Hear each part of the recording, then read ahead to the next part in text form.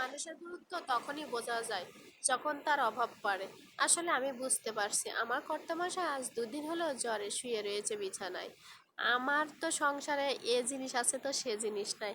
যাই হোক, টুকিটাকি জিনিসগুলো আমি পাশের দোকান থেকে কিনছি, কিন্তু এই যে তার জ্বর এসেছে, মুখে কোনো রুচি নাই, কিছুই খেতে পারছে না। বিশেষ করে ফ্রিজের মাছ মাংস এগুলো তো তার কাছে সব কিছুই বেস্বাদ মনে হচ্ছে। আর আজকে আমার ছিল স্কুলে মিটিং। মিটিং শেষ করে আসার সময় আমি গিয়েছিলাম মাছ বাজারে।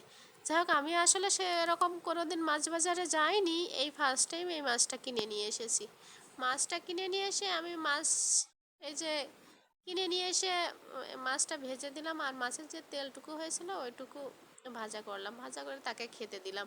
আসলে মাছের কীরকম দাম আমি সেটাও জানি না। যাই হোক, তবুও ফার্স্ট টাইম নিয়ে এসেছি। হাতে ব্যথা ছিল, ভালো করে মাছের পিচও করতে পারিনি। তারপরেও যেমনই হয়েছে খাওয়া হলেই হবে। তো কেমন হয়েছে সবাই জানাবে, আর এই মাছের নাম কি সেটাও বলবে। ভিডিওটি যদি ভালো লাগে অবশ্যই একটা লাইক শেয়ার কমেন্টস করবে। ধন্যবাদ।